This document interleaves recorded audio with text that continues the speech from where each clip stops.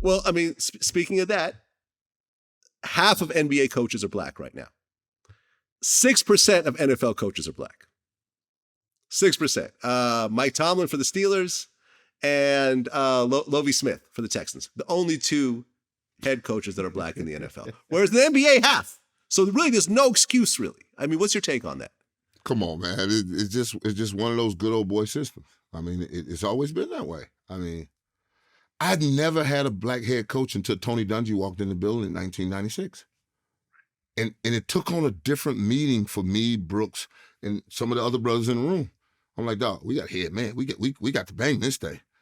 Because if he goes down, there won't be another one.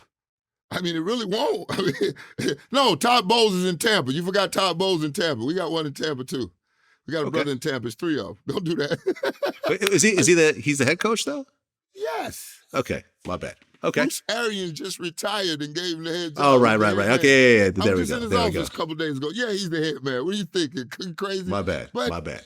I just do this, Vlad. If you are who you are and you grew up where you grew up, you're going to hang around people that you've always been around. Your circle is tight.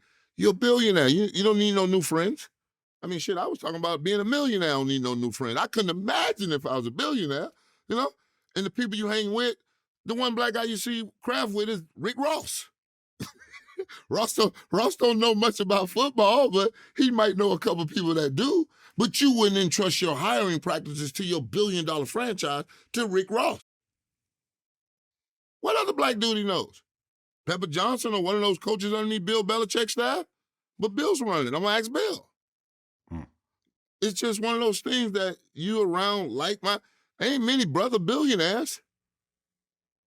So what club would they hang out at? You know what I'm saying?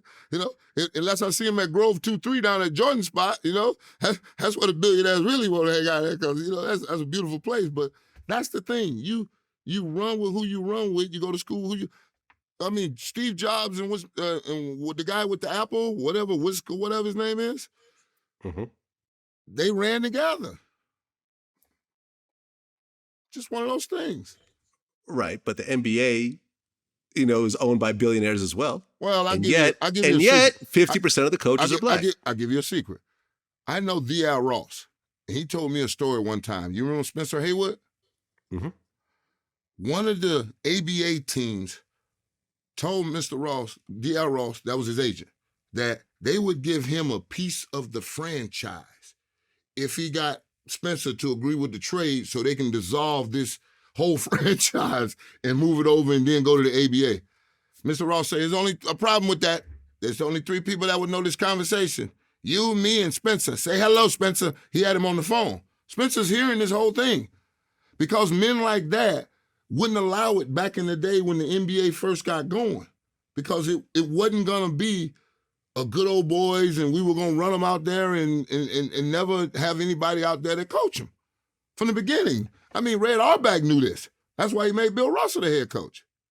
They knew this way back. That's why Casey Jones ran Boston all those years. Casey Jones was on that team. Mm-hmm. This is what it is. You nurture the people that you knew. They told Mike Tomlin, because Mike Tomlin was a receiver coach. They told Mike he would never excel as an offensive coach. He's got to go to the defensive side. They didn't lie to him. Sometimes you got to listen. They told Barack Obama, go get Michelle and you'll get the White House. He went and got Michelle and got the White House. You got to pay attention sometimes. You know? Sometimes people know a little more than you, so you might want to take this advice. That's why they call advisors.